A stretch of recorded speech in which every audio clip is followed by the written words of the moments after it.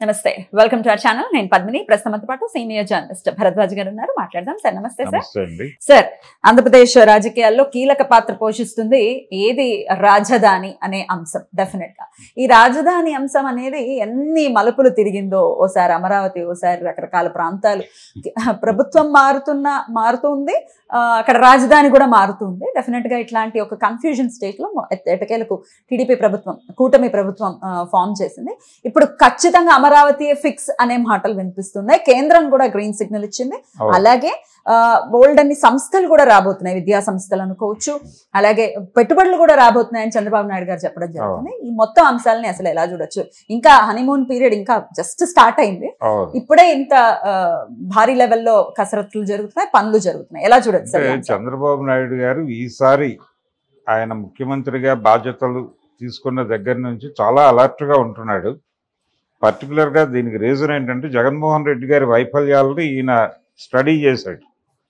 Study చేసి అలా ఉండకూడదు మనం ఆ ఇంప్రెషన్ ఇవ్వకూడదు ప్రజలకి అంటే ప్రజలు తమని నిర్లక్ష్యం చేశాడు తమకి అకౌంట్లో డబ్బులు వేయటం మాత్రమే కాదు రెగ్యులర్గా తమకి యాక్సెస్ ఇవ్వలేదు సీఎం తమకి కనిపించలేదు అనేటువంటి ఒక పెయిన్ ఉంది వాళ్ళకి ఆ పెయిన్ పనిచేసింది మొన్న ఎలక్షన్లో రెండోది చాలా సంస్థల్ని బైపాస్ చేశాడు ఆయన అంటే సర్పంచుల దగ్గర నుంచి మొదలు పెడితే ఎమ్మెల్యేలు కూడా మంత్రులు కూడా బైపాస్ అయిపోయారు పైగా ఆ పార్టీ జిల్లా అధ్యక్షులు కూడా బైపాస్ అయిపోయారు ఎవరికి పనులు లేవు కేవలం వాలంటీర్లు జగన్మోహన్ రెడ్డి గారు మీటా అంతే ఎవరు ఏ పని చేయలేదు అంటే సలహాదారులు ఉండేవాడు సలహాదారులు ఆయన వాలంటీర్లు ఆయన మీట నొక్కటం అనేది ఒకటే జరిగింది ప్రెస్ మీట్ లో మాట్లాడే మంత్రులు ఉన్నారు కదా సార్ ప్రెస్ మీట్లో వాళ్ళు గొడవ వేరు కానీ ఈయన ఎప్పుడు ప్రెస్ మీట్ పెట్టలేదు ఆయన 5 ఏళ్లలో ఎప్పుడు మీడియా ముందుకు వచ్చి ప్రెస్ మీట్ పెట్టడం ఇలాంటివి ఏం చేయలేదు ప్రజల దగ్గరికి వెళ్ళలేదు ప్రజల్ని అలో చేయలేదు కూడా వాళ్ళ పార్టీ జిల్లా అధ్యక్షులు కూడా సలహాదారుల దగ్గరికి వెళ్ళి ఒక్కసారి ముఖ్యమంత్రి గారిని కలపండి అని అడుక్కోవాల్సినటువంటి సందర్భం కల్పించాడు ఆయన అసలు మేజర్ గా మరి ఎవరికి ఉండేది యాక్సెస్ ఆయనతో సజ్జల రామకృష్ణారెడ్డి గారు ఇంకా కొంతమందికి ఉండేది అంతే అంతవరకే ఆ క్లోజ్డ్ సర్కిల్ వరకు మాత్రమే ఉండేది ఇంకా ఎవరైనా సరే ఇబ్బందులు పట్టమే మంత్రులు కూడా వాళ్ళ గుంటూరు జిల్లా పార్టీ అధ్యక్షుడిగా ఉన్నటువంటి డొక్కా మాణిక్యవర ప్రసాద్ గారు బహిరంగంగానే చెప్పాడు ఆ మాట మీడియా ముందే చెప్పాడు నన్ను ముఖ్యమంత్రిని కలిసి చెప్పమని నా దగ్గరికి చాలామంది విజ్ఞాపనలు పట్టుకుని వస్తారు నేను ఆయన్ని కలిసి 6 నెలలు అయింది నేనే ఒకసారి ఆయన చూడటానికి తిప్పలు పడుతున్నాను అని మీడియా ముందు మాట్లాడాడు ఆయన గుంటూరు జిల్లా అధ్యక్షుడు ఆయన ఆ తర్వాత రిజైన్ చేసి టీడీపీలోకి వెళ్ళిపోయాడు సరే ఇదంతా కూడా ఇది చంద్రబాబు నాయుడు గారు ఒక గుణపాఠంగా తీసుకుని చాలా యాక్టివ్గా ఉంటున్నాడు మొన్న పింఛను ఆయనే నేరుగా లబ్ధిదారులు ఇంటికి వెళ్ళి ఇవ్వటం మొదటిసారి కాబట్టి జరిగింది కదా సార్ ప్రతిసారి ఇదే పనులు ఉండరు కదా మొదటిసారి అయితే జనాలతో రెగ్యులర్ గా టచ్ లో ఉండాలనేది అయితే అనుకుంటున్నాడు ఆయన ఈ క్రమంలోనే ఆయన పోలవరం వెళ్ళాడు ఆ చుట్టుపక్కల గ్రామాల ప్రజల్ని కలిశాడు తర్వాత అమరావతి వెళ్ళి ఆ శంకుస్థాపన జరిగిన చోట మోకరిల్లి మరీ నమస్కారం పెట్టాడు ఆయన ఆ శంకుస్థాపన జరిగిన ప్రాంతానికి ఇవన్నీ అక్కడ కూడా జనాల్ని కలిశాడు ఆయన జనాలతో రెగ్యులర్గా కలవటం అలాగే మీడియా ముందుకు వచ్చి మాట్లాడటం ఇవన్నీ కొంచెం మనసు పెట్టి చెయ్యాలి అని అనుకుంటున్నాడు గతంలో ఆయన ముఖ్యమంత్రిగా ఉన్నప్పుడు కూడా ఎప్పుడూ అలా వ్యవహరించలేదు ఆయన మొదట ముఖ్యమంత్రి అయినప్పుడు మాత్రం ఈ జన్మభూమి పేరుతో జరిగేటువంటి కార్యక్రమాల్లో పాల్గొనేవాడు అలాగే అధికారుల్ని ప్రజల సమక్షంలో మందలించేవాడు ఇది ఆ పని కూడా ఇప్పుడు చేయట్లేదు ఆయన అధికారులతో కూడా చాలా జాగ్రత్తగా వాళ్ళ ఇగోస్ ఎక్కడ హర్ట్ కాకుండా పద్ధతిగా మాట్లాడుతున్నాడు ఇలా మారిన ముఖ్యమంత్రిగా చంద్రబాబు నాయుడు కనిపిస్తున్నాడు ఇప్పుడు ఇందులో భాగంగానే ఈ క్యాపిటల్కి సంబంధించిన ఈ మధ్య అంటే కూటమి అధికారంలోకి వచ్చాక పవన్ కళ్యాణ్కి అలాగే అంటే పర్టికులర్గా జనసేన పార్టీలో అమరావతి రాజధాని అనే విషయంలో భిన్నాభిప్రాయాలు ఉన్నాయని బయట కథనాలు మొదలైనవి ఇది వాంటెడ్గా కుకింగ్ స్టోరీస్ అనేది ఒక అభిప్రాయం ఉంది జనసేనకి టీడీపీకి మధ్య రాజధాని విషయంలో గ్యాప్ ఉంది అలాగే పవన్ కళ్యాణ్ కూడా సుముఖంగా లేడు అమరావతికి కుకింగ్ స్టోరీస్ ఎవరు కుక్ చేసి ఉండాలి స్టోరీస్ అంటే ఈ వీళ్ళ మధ్య స్ప్లిట్ రావాలి అనేటువంటి కోరికతో ఉన్న వాళ్ళు చేస్తున్నారు ఈ యాక్టివిటీ అనేది. మరి దాని గురించి వివరణ ఇవ్వాల్సిన అవసరం ఉందంటారా ఇరు పార్టీలు ఎవరైనా ఒకరు? లేదు అంటే వాళ్ళ పార్టీకి చెందినటువంటి ఒక నాయకుడు, జనసేన నాయకుడు ఒక ఆయన ఓపెన్ గానే అన్నాడు ఆ మాట. అంటే మిగిలిన ప్రాంతాలు నిర్లక్ష్యానికి గురవుతాయేమో, అభివృద్ధి అంతా ఒకే చోట మూసపోసినట్టు జరిగే ప్రమాదం ఉందేమో, ఒక్కసారి ఆలోచించుకోండి అని ఒక టోన్లో చెప్పాడు అతను. అదేంటంటే మీరు అభివృద్ధి ఒక చోట మూసపోయటం అనే పని మానేయండి అన్నాడు తప్ప అమరావతి వద్దని అనలేదు. దీన్ని ఇప్పుడు చంద్రబాబు నాయుడు గారు బాధ్యతగా అమరావతి విషయంలో ఉన్నటువంటి గందరగోళానికి తెరదించాలి అనే ఉద్దేశంతో ఢిల్లీ వెళ్ళి మొత్తానికి మోడీ గారిని వీళ్ళందరినీ కలిసి, పైగా చంద్రబాబు నాయుడు నన్ను కలిశాడని చాలా మురిసిపోతూ ట్వీట్ చేశాడు ఆయన అమిత్ షా గారు. కాబట్టి వీళ్ళందరినీ కలిసి అమరావతి మీద ఒక గ్రీన్ సిగ్నల్ తీసుకొచ్చాడు ఆయన. తీసుకురావటం మాత్రమే కాదు, ఇప్పుడు అక్కడి నుంచి ఫండ్స్ మొబిలైజ్ చేయాలి, చేసి నిర్మాణాలు ప్రారంభించాలి. అయితే ఆయన మహానగర నిర్మాణం అనే కార్యక్రమం నుంచి కూడా బయటకు రావాలి. ఇప్పుడు ఆయన అప్పుడు చెప్పిన అమరావతికి ఆయన చెప్పిన టైం ఎంత, 35 సంవత్సరాలు పడుతుంది అన్నాడు. ఆ 35 సంవత్సరాలు కూడా కంటిన్యూస్గా తెలుగుదేశం పార్టీ గెలిస్తే అని ఒక మెలిక పెట్టాడు. ఇప్పుడు అవన్నీ పక్కన పెట్టి ముందు ప్రభుత్వ కార్యాలయాల నిర్మాణ కార్యక్రమం పూర్తి చేస్తే, ముందు అక్కడ యాక్టివిటీ స్పీడ్ అయిపోయి జనాలు రావటం మొదలైతే అక్కడ ఉన్నటువంటి ల్యాండ్ లార్డ్సే వాళ్ళ స్థలాల్లో ఏదో కంపెనీలతో టైఅప్ అయిపోయి కావలసినటువంటి ఫెసిలిటీస్ ఏర్పాటు చేస్తారు. స్టార్ హోటల్స్ కావచ్చు, మరొకటి కావచ్చు. ప్రజలు వాళ్ళు స్వచ్ఛందంగా చేస్తారు, తద్వారా ఒక నగర నిర్మాణం జరుగుతుంది. ఆర్గానిక్గా జరగాలి తప్ప ఈయనేం చేశాడంటే బిల్డర్ తరహా అగ్రిమెంట్లు చేసుకున్నాడు వాళ్ళతో.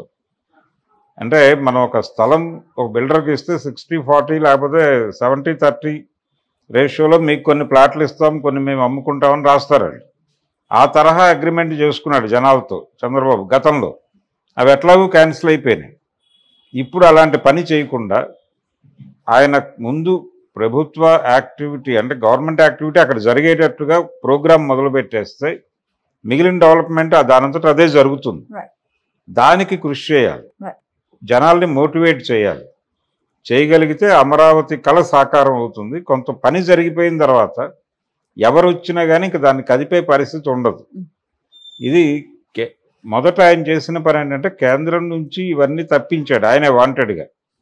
అమరావతి అలాగే పోలవరం కూడా కేంద్రం నుంచి పక్కకు తీసుకొచ్చి నేను చూసుకుంటానన్నాడు ఆయన. ఇప్పుడు మళ్ళీ కేంద్రం దిశగా ప్రయాణిస్తున్నాడు.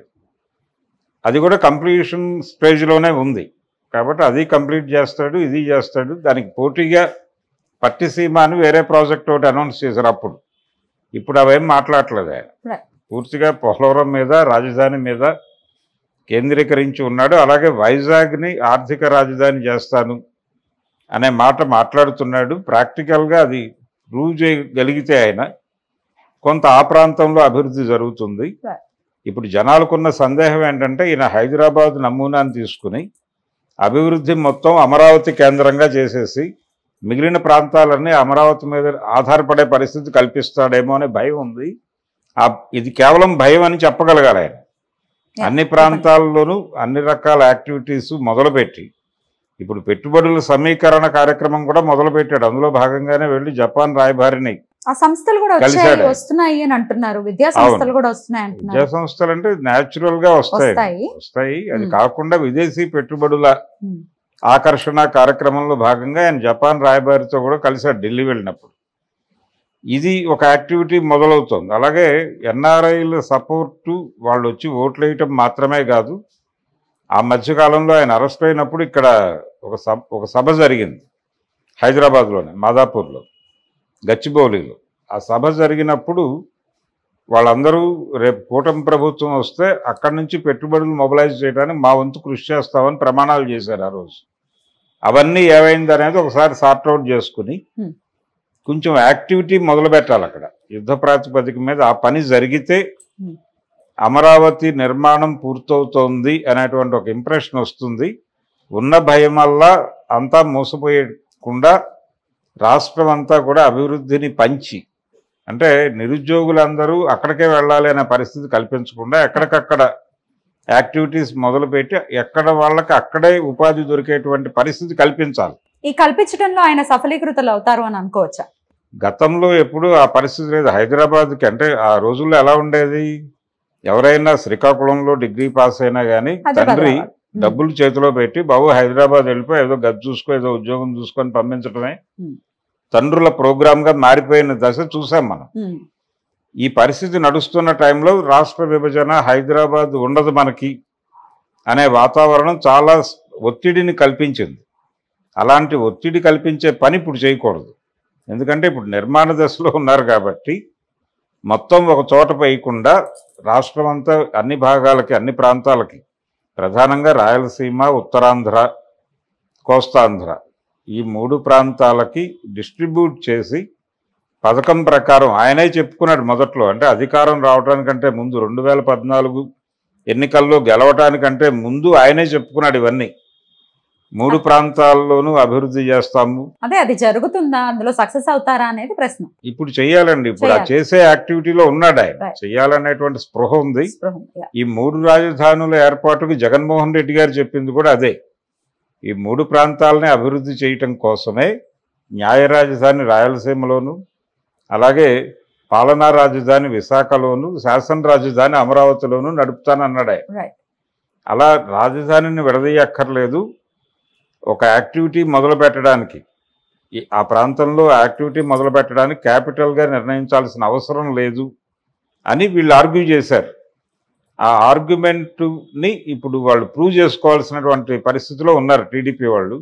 టీడీపీ మాత్రమే కాదు, కూటమి ప్రభుత్వం, బీజేపీ కూడా ఇన్వాల్వ్ అయి ఉంది. కాబట్టి కేంద్రం నుంచి కొంచెం వేగంగా ఫండ్స్ మొబిలైజ్ చేసి అన్ని ప్రాంతాలలోనూ అభివృద్ధి కార్యక్రమాలు మొదలైపోతే ఇంకా ఫర్దర్గా ఎవరు ఆలోచించరు ఈ గొడవని. మార్పు జోలికి వెళ్ళరు. అవును.